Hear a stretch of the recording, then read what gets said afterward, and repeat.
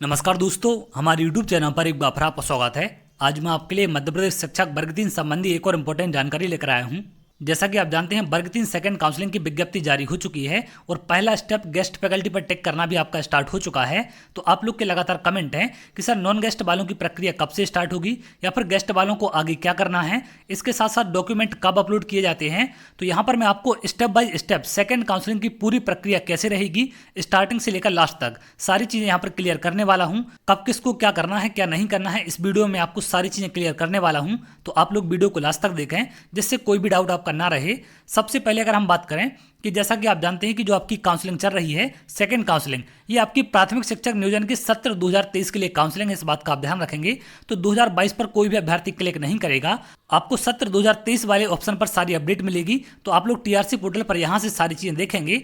अब यहां पर काउंसलिंग आपकी किस प्रकार से बढ़ती है। सबसे पहला स्टेप होता है गेस्ट फैकल्टी की श्रेणी में आने वाले आवेदकों के चिन्हांकन हेतु पंजीयन, जो कि आपका स्टार्ट हो चुका है। इससे डिपार्टमेंट को पता चल जाता है कि कितने अभ्यर्थी गेस्ट फैकल्टी हैं और कितने अभ्यर्थी नॉन गेस्ट फैकल्टी हैं। क्लियर है, क्योंकि इनका कट ऑफ अलग अलग बनता है, इनकी मेरिट अलग अलग जारी की जाती है। तो जब यहाँ पर डिपार्टमेंट के पास ये जानकारी पहुंच जाएगी कि कितने अभ्यर्थी गेस्ट हैं कितने नॉन गेस्ट हैं, उसके बाद इनमें से आपकी प्राथमिक शिक्षक प्रावधिक चयन सूची बनाई जाएंगी। इसमें आपकी फ्रेश, बैकलॉग और वेटिंग तीनों चीजें शामिल की जाती हैं। दो आपकी चयन सूची जारी होंगी, एक फ्रेश पर एक बैकलॉग पर, और एक होगी आपकी प्रतीक्षा सूची। तो जितनी पोस्टों पर आपकी काउंसलिंग होगी उसका लगभग 25% अभ्यर्थी वेटिंग में रखे जाते हैं। जैसा कि अगर हम बात करें फर्स्ट काउंसलिंग की, तो 18,527 पदों के हिसाब से हो रही थी। तो वहां पर 4200 लगभग अभ्यर्थियों को वेटिंग में रखा गया था, यानी कि टोटल काउंसलिंग के जो पद हैं उसका 25% वेटिंग में रखा जाता है। तो जैसे आपका गेस्ट नॉन गेस्ट की प्रक्रिया खत्म हो जाएगी, उसके कुछ दिन बाद आपकी प्रावधिक चयन सूचियां जारी की जाएंगी। उसमें आपकी चयन सूची भी होगी और आपकी प्रतीक्षा सूची भी होगी।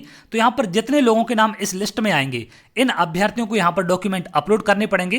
क्लियर है, तो जिनके नाम इन लिस्ट में नहीं आते हैं उनको कोई भी प्रक्रिया नहीं करनी है, यानी कि जो नॉन गेस्ट अभ्यर्थी हैं या फिर गेस्ट अभ्यर्थी हैं उनकी सही प्रक्रिया जो है वो सेकंड स्टेप से स्टार्ट होती है। पहला स्टेप में कोई भी अभ्यर्थी टिक कर सकता है, इससे कोई भी दिक्कत नहीं है, लेकिन आपकी जो रियल प्रक्रिया है वो स्टार्ट होगी आपकी सेकंड स्टेप से। अगर आपका इन चयन सूचियों में नाम आता है तो ही आपकी प्रक्रिया आगे बढ़ेगी, अदरवाइज आपकी कोई भी प्रक्रिया आगे नहीं होगी, इस बात का आप ध्यान रखें। तो जितने लोगों के नाम यहाँ पर चयन सूची और प्रतीक्षा सूची में आएंगे, यहाँ पर सभी को, वेटिंग वालों को, मेरिट वालों को, सभी को डॉक्यूमेंट अपने अपलोड करने पड़ेंगे। अब यहाँ पर कौन कौन से आपके डॉक्यूमेंट अपलोड होंगे, इनकी लिस्ट आपको विज्ञप्ति में जारी कर दी गई है, तो वहां पर जाकर आप उसे देख सकते हैं। जैसे आप लोग डॉक्यूमेंट अपलोड करेंगे तो वहां पर आपको एक जिले का विकल्प दिया जाएगा कि कौन से जिले में आप लोग ऑफलाइन वेरिफिकेशन कराना चाहते हैं। तो पहले यहाँ पर आपके ऑनलाइन डॉक्यूमेंट अपलोड होते हैं, जो कि आपको टीआरसी पोर्टल पर जाकर लॉगिन करके अपलोड करना पड़ेंगे। उसके बाद आप लोग जिस भी जिले का चयन करेंगे उस जिले में जाकर आपको अपने डॉक्यूमेंट वेरिफिकेशन करवाने पड़ेंगे। लेकिन जो गेस्ट फैकल्टी है वो लोग ध्यान रखेंगे, आपको उसी जिले का चयन करना है जिसमें आपने गेस्ट के रूप में काम किया है। नॉन गेस्ट अभ्यर्थी किसी भी जिले का चयन कर सकते हैं। जैसे आप लोग अगर इंदौर में पढ़ाई करते हैं तो इंदौर का चयन करके वहां पर भी आप वेरिफिकेशन करा सकते हैं, कोई भी दिक्कत नहीं है। लेकिन अगर आप गेस्ट फैकल्टी हैं तो आपको ध्यान रखना पड़ेगा, आपको अपने ही जिले का चयन करना है जहां पर आपने गेस्ट के रूप में पढ़ाया है। क्लियर है, तो यहां पर जैसे आपका डॉक्यूमेंट वेरिफिकेशन खत्म हो जाएगा जिले स्तर पर, उसके बाद यहां पर आपकी साला विकल्प चयन हेतु अभ्यर्थियों की सूची जारी की जाएगी, यानी कि ये रहेगी आपकी फाइनल मेरिट लिस्ट, इसको हम बोलते हैं फाइनल मेरिट लिस्ट। तो इस लिस्ट में जो ये फाइनल मेरिट लिस्ट है आपकी साला विकल्प चयनित तो अभ्यर्थियों की सूची, इसमें जितने अभ्यर्थियों के नाम शामिल होंगे इनको 100% स्कूल मिलेगा, यानी कि इनका सिलेक्शन 100% फाइनल है। लेकिन यहाँ पर सिर्फ जो आपका सेकंड स्टेप है, इसमें चयन सूचियों में नाम आने से आप नियुक्ति का दावा नहीं कर सकते हैं, क्योंकि हो सकता है कि आप डॉक्यूमेंट वेरिफिकेशन के दौरान भी बाहर हो सकते हैं। और जितने अभ्यर्थियों की वेटिंग में नाम है उनके सभी के क्लियर नहीं हो पाते हैं, सिर्फ कुछ ही लोगों की वेटिंग वहां पर क्लियर हो पाती है। तो सभी लोग यहाँ पर दावा नहीं कर सकते हैं।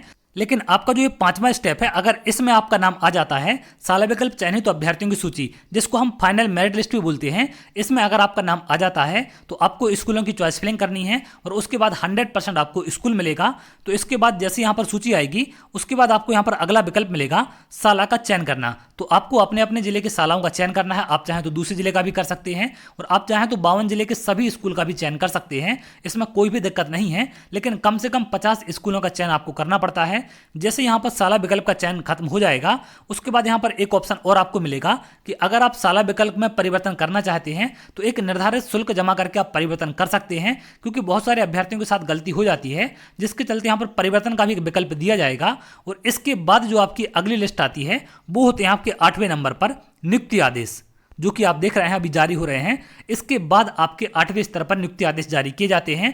तो नियुक्ति आदेश में आपको सारी चीजें बता दी जाती हैं कि आपको कौन सा जिला मिला है, कौन सा स्कूल मिला है, फिर उसके बाद आपकी ज्वाइनिंग की प्रक्रिया स्टार्ट होती है। तो इस प्रकार से पूरी आपकी वर्ग 3 की प्रक्रिया होने वाली है। ये सारे स्टेप हैं, आपको यहाँ पर सारी चीजें क्लियर हो चुकी हैं। सबसे पहले गेस्ट नॉन गेस्ट का टिक होगा जो कि आपका अभी चल रहा है। उसके बाद आपकी चयन सूचियां जारी की जाएंगी। जितने लोग के चयन सूची में नाम होंगे सिर्फ उनकी काउंसलिंग आगे बढ़ेगी, इस बात का आप ध्यान रखें। बाकी किसी भी अभ्यर्थी की काउंसलिंग आगे नहीं बढ़ेगी।